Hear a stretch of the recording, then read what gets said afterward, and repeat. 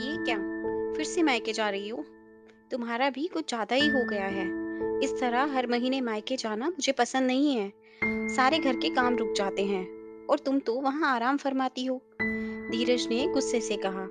धीरज, काश तुम समझ पाते। मैं मायके आराम फरमाने नहीं, अपनी माँ की देखभाल के लिए जाती हूँ। आराम फरमाने का हम औरतों के पास समय ही नहीं है। ससुराल में तो हम लगी ही रहती हैं, तो मायके में भी हमें तैयार थाली नहीं मिलती।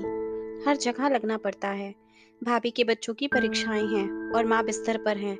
4 दिन माँ की देखभाल कर लूंगी। और वैसे भी आप तो टूर पर जा रहे हो। हमारे दोनों बच्चे हॉस्टल में रहते हैं। मैं चली जाऊंगी तो माँ और भाभी की भी मदद हो जाएगी। आप ही जब यहाँ नहीं रहोगे तो मैं 4 दिन मायके में रह लूंगी। अपनी माँ की देखभाल के लिए जाती हो, पर मेरा घर तो बंद रहता है। अपने घर की फिक्र नहीं है। धीरज फिर बड़बड़ाने लगा। लेकिन अब निशा को कोई फर्क नहीं पड़ता। वो उम्र के इस मोड़ पर पहुंच चुकी है जहां वो कुछ फैसले खुद लेने लगी है। वो पहले मायके जाने के लिए पूछती थी, पर अब बताती है कि मैं मायके जा रही हूँ। 20 साल पहले धीरज और निशा की शादी हुई थी। निशा सुघड़ और घर के कामों में तेज थी।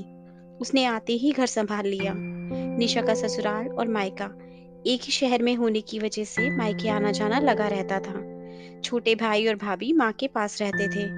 निशा के दोनों बच्चे अपनी पढ़ाई के लिए बाहर चले गए थे। धीरज का स्वभाव गुस्सैल था।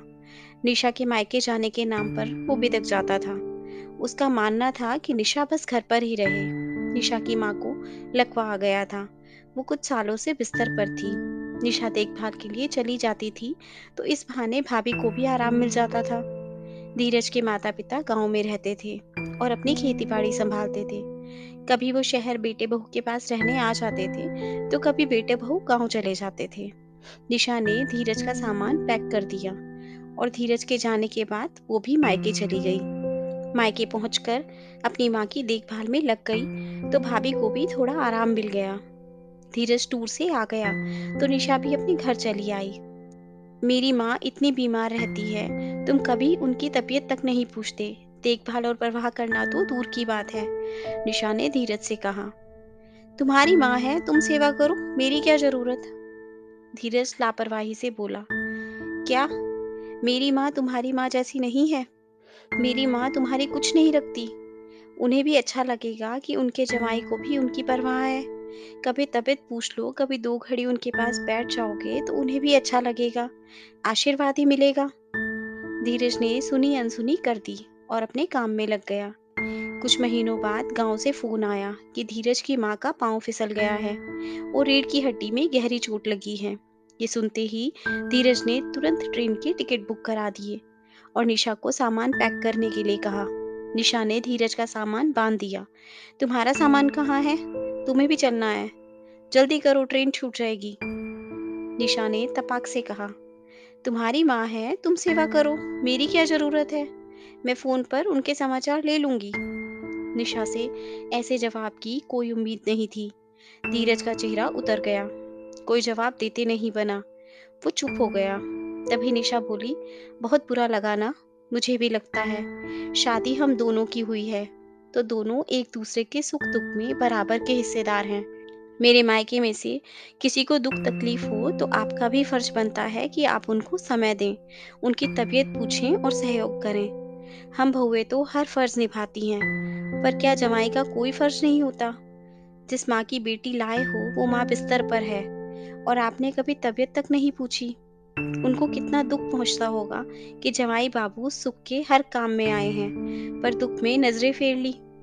चाहती तो मैं भी गांव के लिए मना कर सकती हूँ, पर मैं ऐसा नहीं करूंगी, क्योंकि ये मेरी माँ के दिए हुए संस्कार हैं। बस एक बार आपको मेरी स्थिति का एहसास हो जाए, आप भी मेरे दर्द को महसूस करें, मैं यही चाहती थी। मैं इतनी निर्लज भी नहीं कि अपने पति की माँ को ऐसे ही छोड़ दूं और उनकी सेवा ना करूं। मेरा भी सामान तैयार है। निशा अपना बैग भी ले आई। धीरज को अपनी गलती समझ आई और उसने निशा से माफी मांगी। गांव पहुंचकर दोनों इलाज के लिए माँ को शहर ले आए और अच्छे डॉक्टर से इलाज करवाया। बीच बीच में धीरज निशा के साथ जाकर अपनी सासू माँ की तबीयत पूछने चला जाता था। अब धीरज को भी समझ में आ गया कि पत्नी का परिवार भी अपना ही परिवार होता है। जवाई को सिर्फ सुख में ही नहीं, दुख में भी ससुराल वालों के यहाँ जाना चाहिए। सारे फर्ज सिर्फ बहुओं के नहीं होते, जवाई के भी कुछ फर्ज होते हैं। दोस्तों, आज भी कई घरों की यही स्थिति है। पत्नी का मायके जाना पति को अच्छा नहीं लगता और पति यही चाहता है कि उसके घर वालों के प्रति पत्नी हर फर्ज पूरा करे। दोस्तों, आशा करती हूँ आपको ये कहानी अच्छी लगी होगी और ज़रूर कुछ नया सीखने को मिला होगा। आपका एक लाइक, शेयर और सब्सक्राइब हमें ऐसी ही और वीडियोस बनाने के लिए मोटिवेट करता है। इसलिए अगर अभी तक आपने हमारा चैनल सब्सक्राइब नहीं किया, तो प्लीज़ आप हमारे चैनल को सब्सक्राइब करें। आपसे कल फिर मुलाकात होगी एक नई कहानी के साथ। धन्यवाद।